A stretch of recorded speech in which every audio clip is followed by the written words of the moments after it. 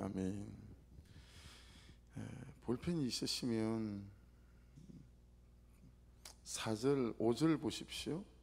5절에 내가 욥바시에서 기도할 때 황홀한 중의 환상을 보니, 거기다 1번이라고 해놔 보시고요. 그 다음에 똑같은 5절에 하늘로부터 내려 내 앞에 들이오시거늘, 그 하늘로부터 그 2번이라고 하면서 보시고요. 7절로 가보십시오. 또 들으니 소리 있어, 거기다 3번이라고 해보시고요. 그 다음 9절로 가보십시오. 또 하늘로부터 소리 있어 내게 이르되, 4번이라고 적어보시고, 그리고 10절로 가보십시오.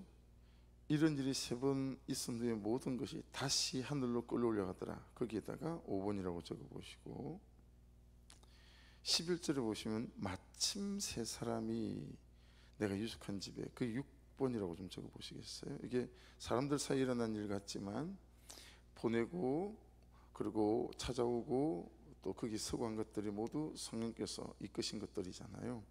자, 12절에 보시면 성령이 내게 명하사, 그게 7번이라고 적어보시고, 13절로 가보십시오. 그가 우리에게 말하기를 천사가 내 집에 서서 말하되, 권으려고 한 얘기죠. 그게 8번이라고 적어보시고, 14절에 가보십시오. 15절로 가보십시오. 내가 말을 시작할 때 성령이 그들에게 임하시기를, 8번이라고 적어보면 되겠죠. 그리고 18절로 가보시면 그들이 이 말을 듣고 잠잠하여 하나님께 영광을 돌려 이르되, 그러면 하나님께서 이방인에게도 생명 얻는 해결을 주셨도다 하니라. 이게 이제 성령께서 역사하시는 가장 중요한 이유인데, 여기까지 만일에 체크를 하면 9번, 9번이 될 수 있겠죠. 오늘 본문에서 제일 중요해 보이는 내용을 좀 체크를 좀 해본 겁니다. 그게 뭐냐면 어디로부터냐라고 하는 거죠. 이 일들이 어디로부터 시작되어졌고, 여러분 1절에 보시면 유대에 있는 사도들과, 이게 좀 그래요. 예루살렘에 있는 사도들과, 그렇게 해야 되는데 유대에 있는 사도들이라고 했어요. 사도들은 다 예루살렘에 있었거든요. 근데 유대 전체에 있었던 것처럼 말씀하잖아요.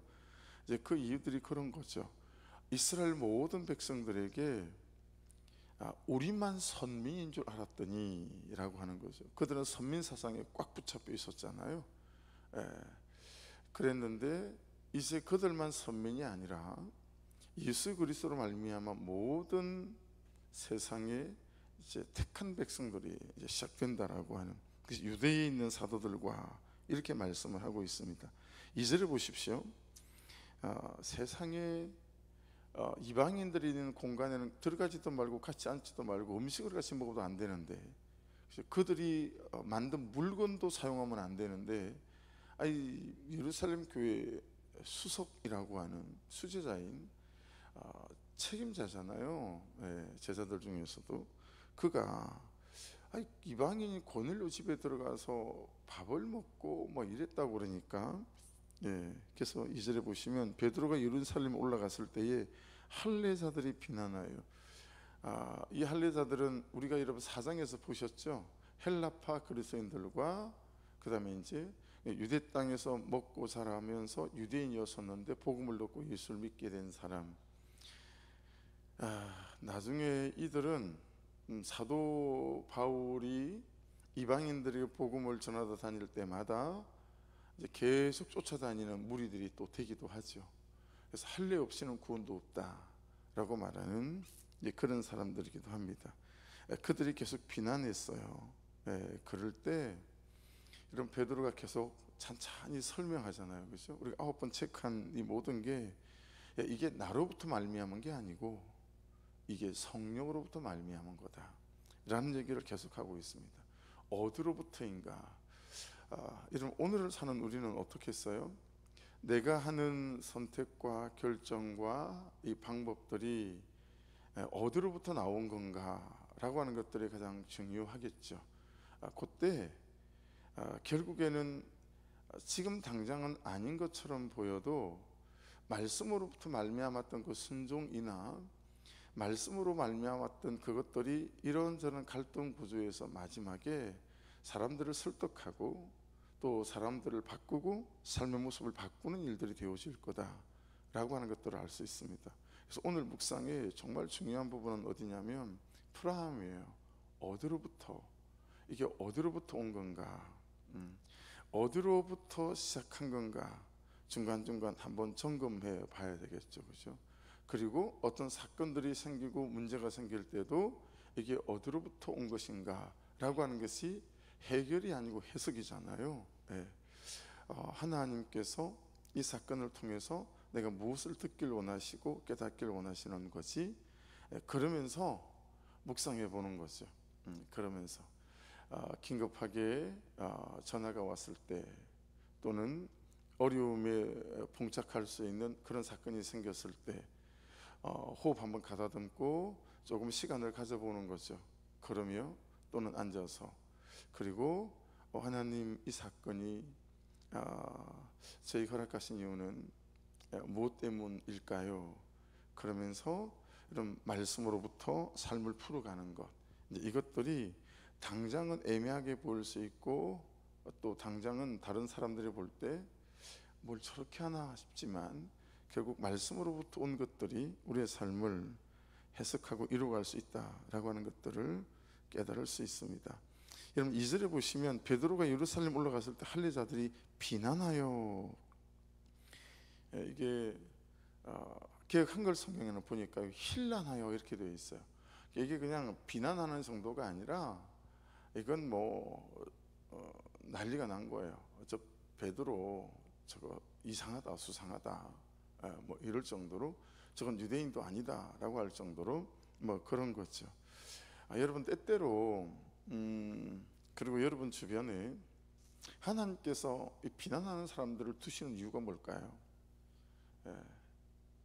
그러니까 한편으로는 내 주변에 이렇게 비난하는 사람을 주시는 것도 묵상을 해야 하고, 한편으로는 나는 다른 사람들을 내 옳고 그름으로 비난하고 그러지 않나? 라고 하는 것도 생각해야 해요. 묵상해야 되는 거죠. 여러분 주변에서 옳고 그름을 가지고 이게 옳다라고 말하는, 이 비난하는 사람까지는 아니지만 그죠, 우리 주변에 비난하는 사람은 사실은 별로 없잖아요. 그런데 이게 옳소라고 하는 것들에 대해서 왜 하나님께서 그런 사람을 두셔서 나를 경계하는지에 대해서 잘 묵상하셔야 합니다. 그렇죠? 또 사건들을 통해서 하나님께 우리를 경계하실 때도 있죠. 가장 좋은 건 뭐겠어요? 가장 좋은 건 말씀을 통해서, 말을 통해서 나를 비난하는 사람들이에요. 사건을 통해서 하나님이 경계하기 전에 말씀을 통해서 경계하게 만드는 것들인 거죠. 그럴 때 베드로가, 여러분 3절부터 보세요. 이르되 내가 무할례자의 집에 들어가 함께 먹었다 하니, 베드로가 4절에 그들에게 이를 차례로 설명하여, 여러분 이 차례로 설명하여는 원어를 보면 이 베드로가 가진 겸손을 말하는 것입니다.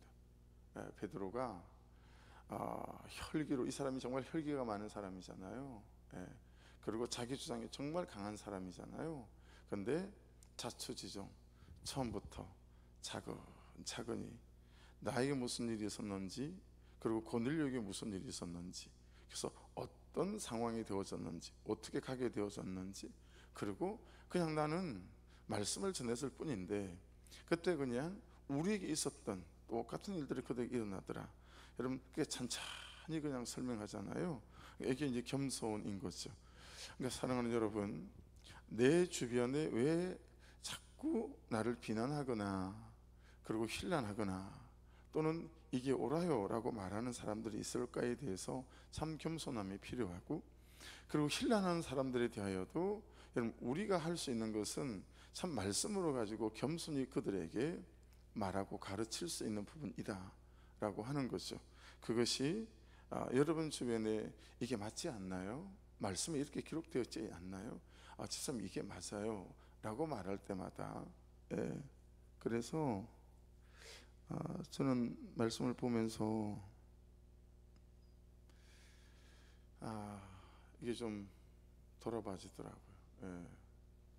제가 목회를 시작하고 건 20년이 다 돼가는데 개척 시작하고 전도사 때부터 치면 더 오래됐죠. 한 번도 성도들하고 싸워본 적이 없는 것 같아요. 근데 최근에 거의 멱살잡이 하듯이 성도하고 싸워본 적이 있어요. 지난주에.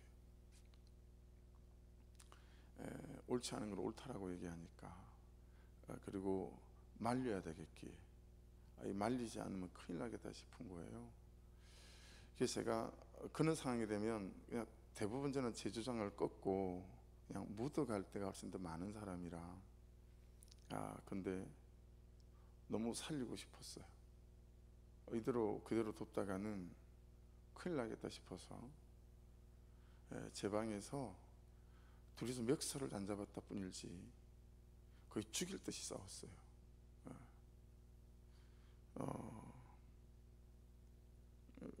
감정은 하나도 없었어요.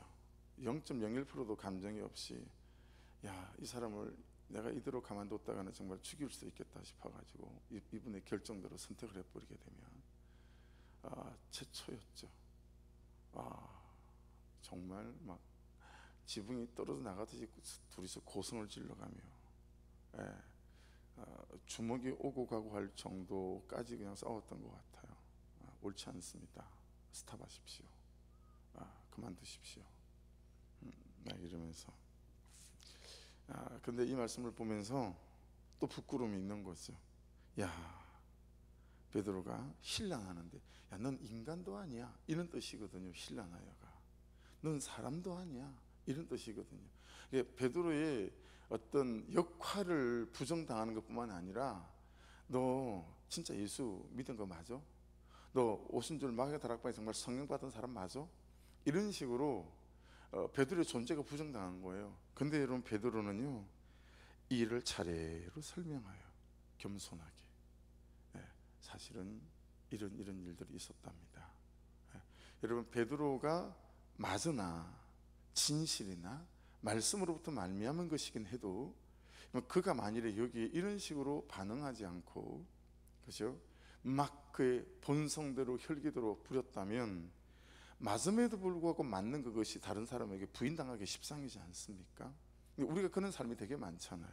분명히 이게 맞아요. 아이들하고 엄마로서 아빠로서도 100번 이게 맞아요. 근데 이렇게 차례로 설명하여 그가 납득할 수 있도록 설득하고 기다리고 그죠? 그리고 이렇게 하지 않잖아요.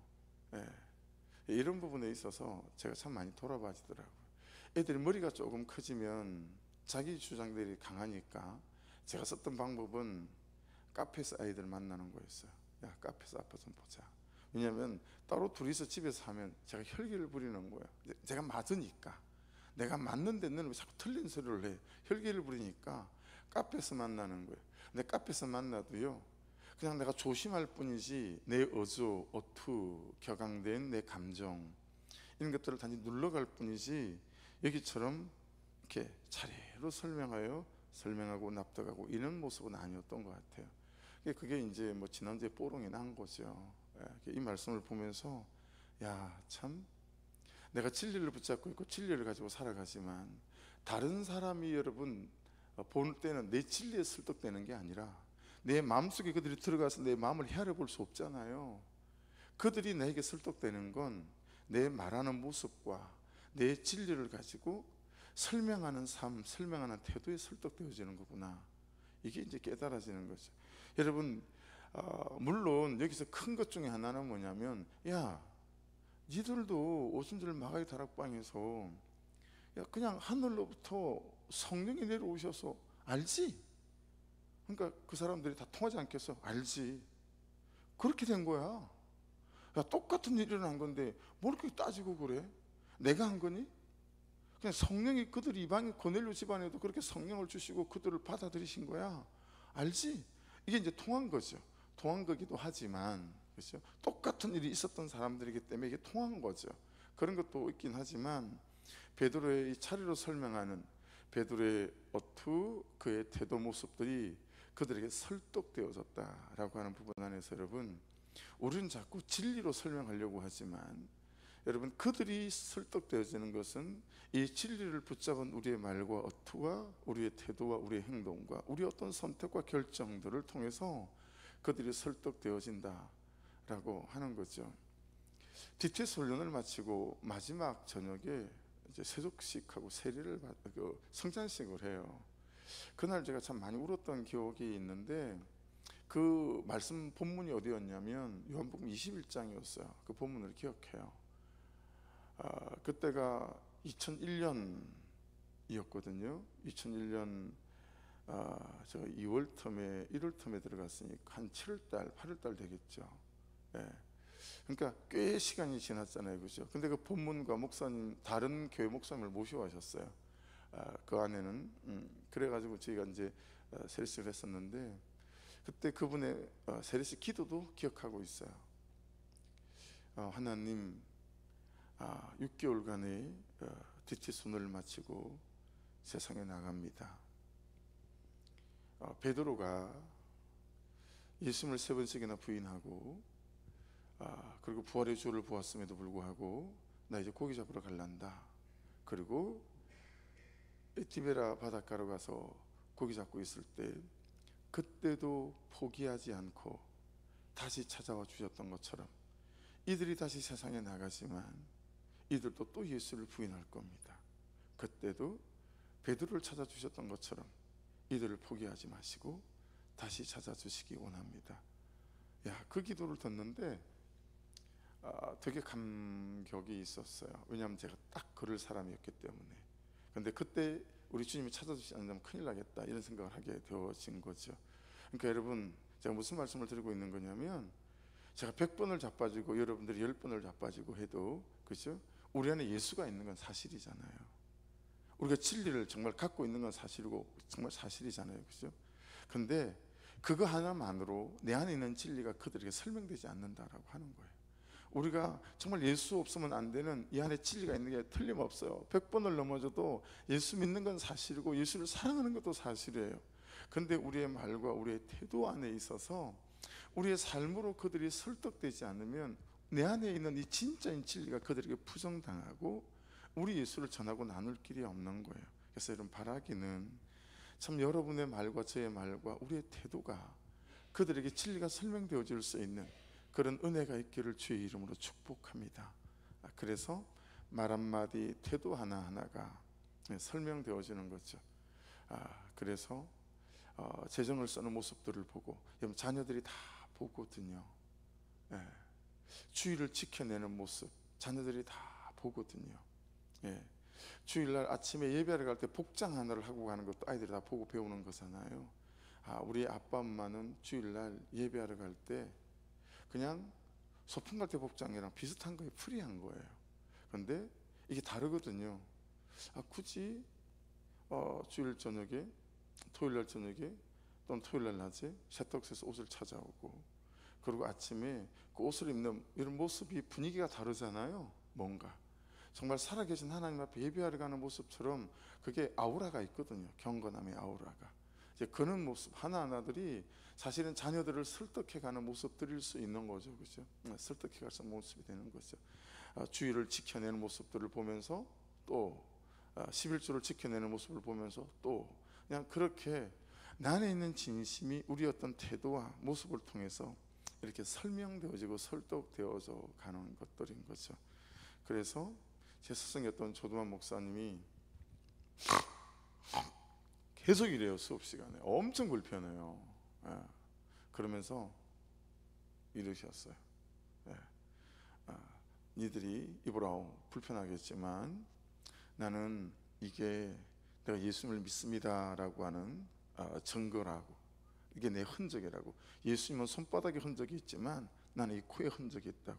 왜냐면 이분이 군대에서 술 안 마신다고, 저 예수 믿습니다, 뚝까 맞아가지고 너무 많이 맞았대요. 술 안 마신다고.